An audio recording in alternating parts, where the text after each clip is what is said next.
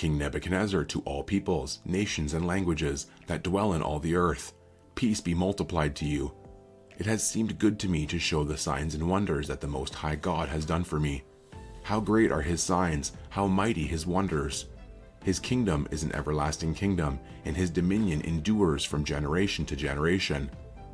I, Nebuchadnezzar, was at ease in my house and prospering in my palace. I saw a dream that made me afraid. As I lay in bed, the fancies and the visions of my head alarmed me. So I made a decree that all the wise men of Babylon should be brought before me, that they might make known to me the interpretation of the dream. Then the magicians, the enchanters, the Chaldeans, and the astrologers came in, and I told them the dream, but they could not make known to me its interpretation. At last Daniel came in before me, he who was named Belteshazzar, after the name of my God, and in whom is the spirit of the holy gods. And I told him the dream, saying, O Belteshazzar, chief of the magicians, because I know that the spirit of the holy gods is in you, and that no mystery is too difficult for you, tell me the visions of my dream that I saw and their interpretation. The visions of my head as I lay in bed were these. I saw, and behold, a tree in the midst of the earth, and its height was great. The tree grew and became strong, and its top reached to heaven, and it was visible to the end of the whole earth. Its leaves were beautiful, and its fruit abundant, and in it was food for all. The beasts of the field found shade under it, and the birds of the heavens lived in its branches, and all flesh was fed from it. I saw in the visions of my head as I lay in bed, and behold, a watcher, a holy one, came down from heaven. He proclaimed aloud and said thus, Chop down the tree and lop off its branches, strip off its leaves and scatter its fruit. Let the beasts flee from under it, and the birds from its branches. But leave the stump of its roots in the earth, bound with a band of iron and bronze, amid the tender grass of the field. Let him be wet with the dew of heaven. Let his portion be with the beasts in the grass of the earth. Let his mind be changed from a man's, and let a beast's mind be given to him, and let 7 periods of time pass over him. The sentence is by the decree of the watchers, the decision by the word of the holy ones, to the end that the living may know that the Most High rules the kingdom of men, and gives it to whom he will, and sets over it the lowliest of men. This dream I, King Nebuchadnezzar, saw, and you, O Belteshazzar, tell me the interpretation, because all the wise men of my kingdom are not able to make known to me the interpretation, but you are able, for the spirit of the holy gods is in you. Then Daniel, whose name was Belteshazzar, was dismayed for a while, and his thoughts alarmed him. The king answered and said, Belteshazzar, let not the dream or the interpretation alarm you. Belteshazzar answered and said, My lord, may the dream be for those who hate you, and its interpretation for your enemies. The tree you saw, which grew and became strong, so that its top reached to heaven, and it was visible to the end of the whole earth, whose leaves were beautiful, and its fruit abundant, and in which was food for all, under which beasts of the field found shade, and in whose branches the birds of the heavens lived. It is you, O king, who have grown and become strong. Your greatness has grown and reaches to heaven, and your dominion to the ends of the earth. And because the king saw a watcher, a holy one, coming down from heaven and saying, Chop down the tree and destroy it, but leave the stump of its roots in the earth, bound with a band of iron and bronze, in the tender grass of the field, and let him be wet with the dew of heaven, and let his portion be with the beasts of the field, till 7 periods of time pass over him. This is the interpretation, O king. It is a decree of the Most High, which has come upon my lord the king, that you shall be driven from among men, and your dwelling shall be with the beasts of the field. You shall be made to eat grass like an ox, and you shall be wet with the dew of heaven, and 7 periods of time shall pass over you, till you know that the Most High rules the kingdom of men and gives it to whom he will. And as it was commanded to leave the stump of the roots of the tree, your kingdom shall be confirmed for you from the time that you know that heaven rules. Therefore, O king, let my counsel be acceptable to you. Break off your sins by practicing righteousness, and your iniquities by showing mercy to the oppressed, that there may perhaps be a lengthening of your prosperity. All this came upon King Nebuchadnezzar. At the end of 12 months, he was walking on the roof of the royal palace of Babylon, and the king answered and said, Is not this great Babylon, which I have built by my mighty power as a royal residence, and for the glory of my majesty?" While the words were still in the king's mouth, there fell a voice from heaven. "O King Nebuchadnezzar, to you it is spoken. The kingdom has departed from you, and you shall be driven from among men, and your dwelling shall be with the beasts of the field. And you shall be made to eat grass like an ox, and 7 periods of time shall pass over you, until you know that the Most High rules the kingdom of men and gives it to whom he will." Immediately the word was fulfilled against Nebuchadnezzar. He was driven among men and ate grass like an ox, and his body was wet with the dew of heaven, till his hair grew as long as eagle's feathers, and his nails were like birds' claws. At the end of the days, I, Nebuchadnezzar, lifted my eyes to heaven, and my reason returned to me. And I blessed the Most High, and praised and honored him who lives forever, for his dominion is an everlasting dominion, and his kingdom endures from generation to generation. All the inhabitants of the earth are accounted as nothing, and he does according to his will among the host of heaven and among the inhabitants of the earth. And none can stay his hand or say to him, "What have you done?" At the same time my reason returned to me, and for the glory of my kingdom, my majesty and splendor returned to me. My counselors and my lords sought me, and I was established in my kingdom, and still more greatness was added to me. Now I, Nebuchadnezzar, praise and extol and honor the King of heaven, for all his works are right and his ways are just, and those who walk in pride he is able to humble.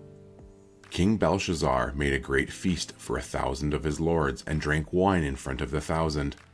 Belshazzar, when he tasted the wine, commanded that the vessels of gold and of silver that Nebuchadnezzar his father had taken out of the temple in Jerusalem be brought, that the king and his lords, his wives, and his concubines might drink from them. Then they brought in the golden vessels that had been taken out of the temple, the house of God in Jerusalem, and the king and his lords, his wives, and his concubines drank from them. They drank wine and praised the gods of gold and silver, bronze, iron, wood, and stone.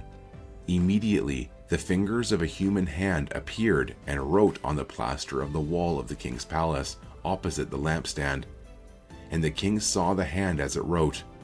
Then the king's color changed, and his thoughts alarmed him. His limbs gave way, and his knees knocked together. The king called loudly to bring in the enchanters, the Chaldeans, and the astrologers. The king declared to the wise men of Babylon, "Whoever reads this writing and shows me its interpretation shall be clothed with purple, and have a chain of gold around his neck, and shall be the 3rd ruler in the kingdom." Then all the wise men came in, but they could not read the writing or make known to the king the interpretation. Then King Belshazzar was greatly alarmed, and his color changed, and his lords were perplexed. The queen, because of the words of the king and his lords, came into the banqueting hall, and the queen declared, "O king, live forever. Let not your thoughts alarm you and your color change. There is a man in your kingdom in whom is the spirit of the holy gods. In the days of your father, light and understanding and wisdom like the wisdom of the gods were found in him.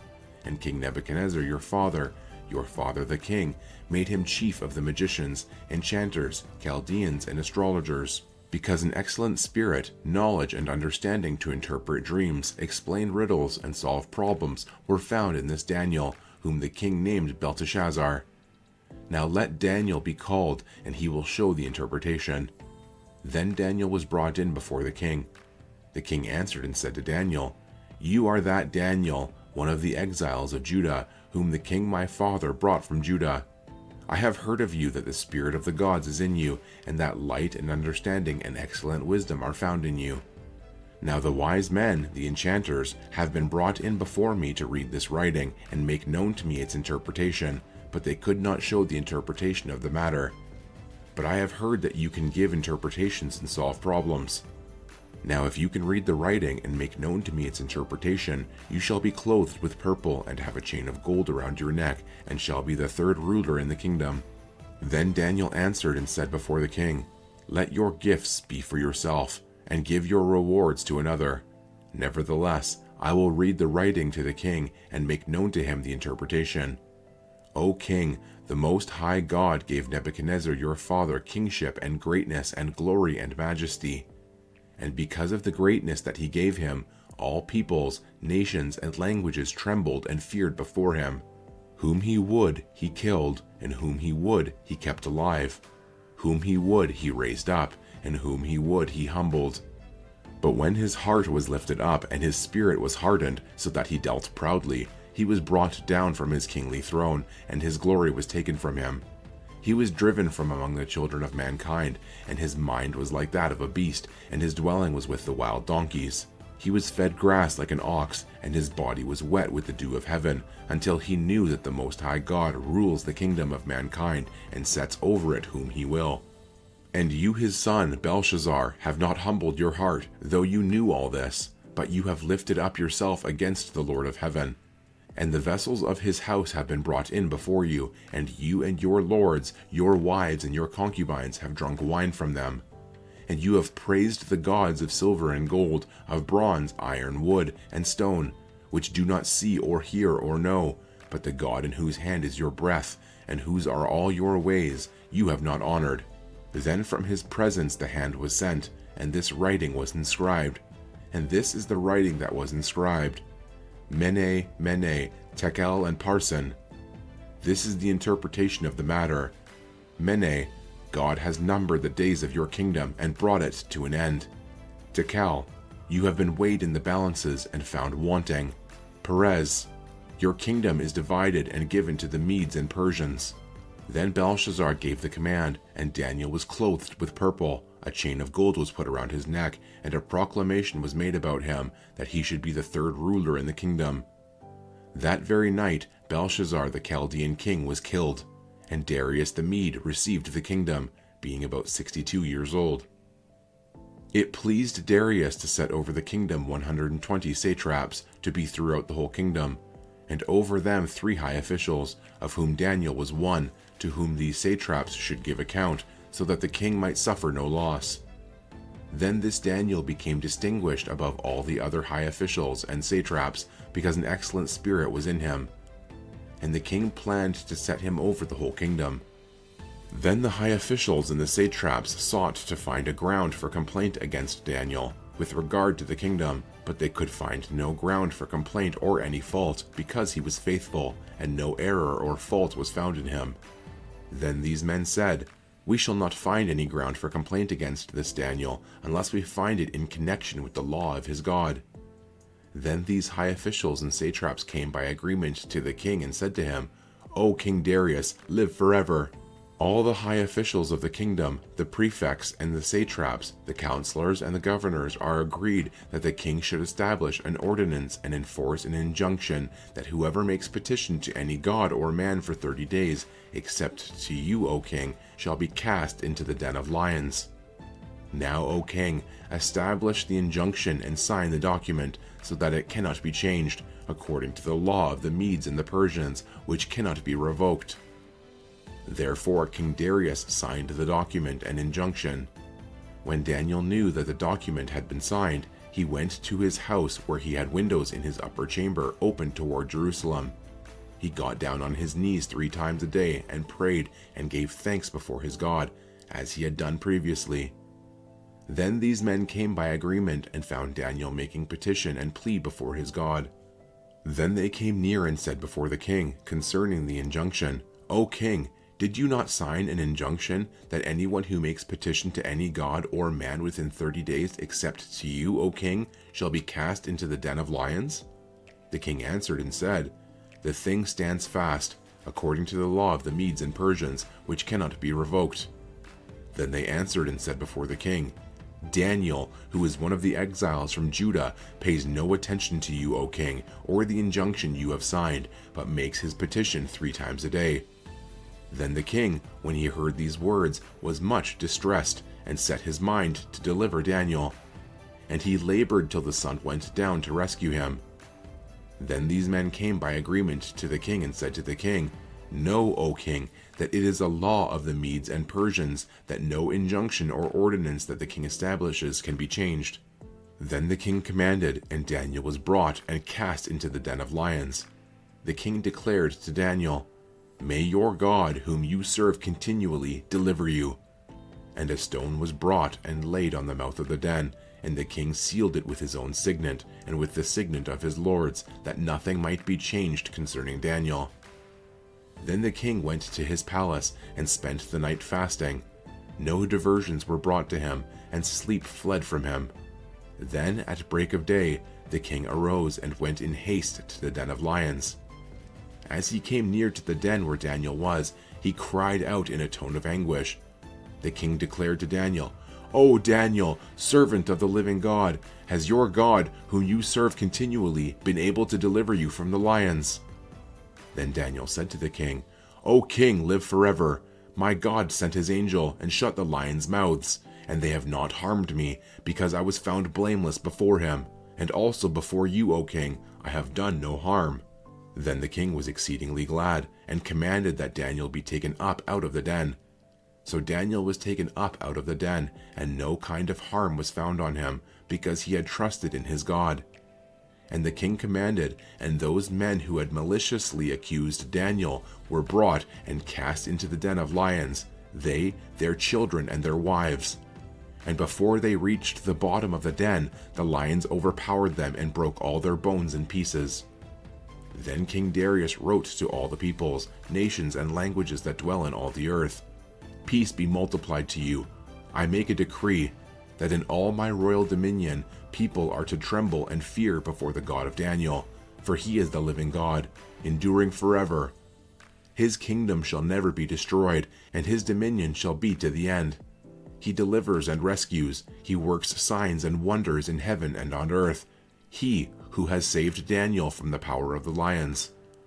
So this Daniel prospered during the reign of Darius and the reign of Cyrus the Persian.